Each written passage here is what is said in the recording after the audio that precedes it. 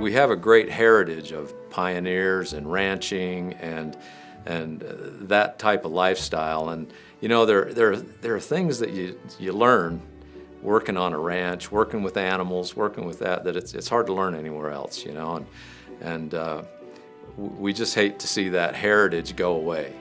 And so one of the things that things that got us involved. Yeah, that's got us excited about the cowboy poetry thing is the fact that it you know, continues an education and it continues that heritage of the Western lifestyle. As a singer-songwriter, I'm born and raised here in Utah, and obviously the challenge in today's world is just getting the word out about what I do. And you know, Heber City provides me a great semi-local audience. I live 80 miles away from the festival, and they get the folks in the door and create a community that's passionate about the West and about what I sing about. And so for me personally, you know, it helps me get the word out about who I am and what I do and the message of my music. The Heber Valley Western Music and Cowboy Poetry Gathering, it's in its 24th year of putting on this amazing community festival. It truly represents the Western way of life and has been for all of these years. It's such a beacon for the Intermountain West. We pull entertainers from Canada, from the East Coast, from Utah. We love our Utah poets. And it truly does represent what Utah was founded on, and that's hard work and a good cowboy attitude of just get up and get it done. Years ago, our director made the decision that if we were going to be successful, we would have to bring in the top entertainers for our genre, which we did. And so every year, that's what we do. We go after the top entertainers. And the last thing I think that makes it happen is that we have great venues accompanied with the best sound we can find. And so when you do that, it makes for a good gathering. I'm a historian, so the fact that we're keeping history alive a little bit with this gathering is important to me, that our children and grandchildren have a little bit of a taste of what it was like to sit around a campfire and sing songs with a guitar and listen to ranchers tell stories and see the arts about that period of time. So that's been important to me.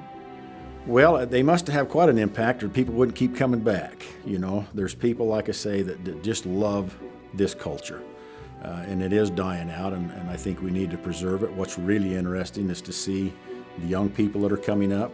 You've got a lot of talent that are doing cowboy songs, cowboy poetry. I think that's just really important that we keep that culture alive. So I think it's made a big impact on those that attend. They can just sit back and be entertained with story and rhyme and music and just really have a great time up there.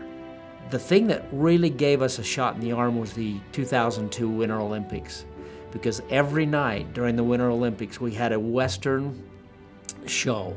The Bar J Wranglers were there. We had gunfighters. We had trick ropers. We had a guy ride the horse right down into the auditorium. And so that kind of gave us a boost to where the gathering has evolved into one of the most premier gatherings in the United States. In fact, True West magazine has awarded us the gathering one of the best in the country. For several years now, we've received that honor, and we have evolved, and we draw about anywhere from 8,000 to 10,000 people on that weekend. Well, to everybody involved in cowboy poetry, thank you for your service. Thanks for being involved. Our lives are better for it, and we're just really glad to be associated with you, and we appreciate this award. We're grateful for it. Thank you.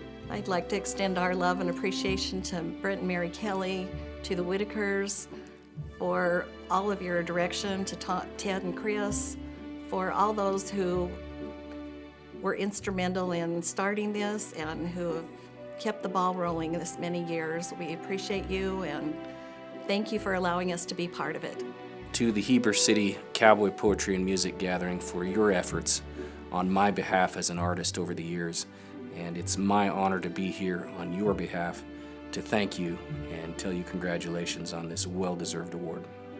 On behalf of Heber Valley and all those that work so hard every year to put on the Western Music and Cowboy Poetry Gathering, thank you.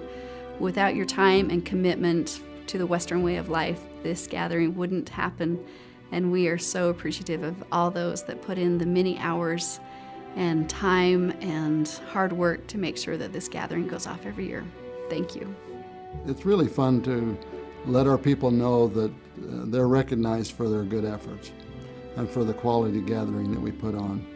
And then especially I would say Mary Kelly and Brent Kelly do a lot of the legwork for us year round. And I think we have to give special recognition, especially to Mary Kelly, for all the work that she does. Yeah, I'd just like to say congratulations to all of those involved. This is a great award, and it's very well deserved for a bunch of people that have put a lot of time, a lot of talent into it to preserve the cowboy culture that I love so much. So congratulations.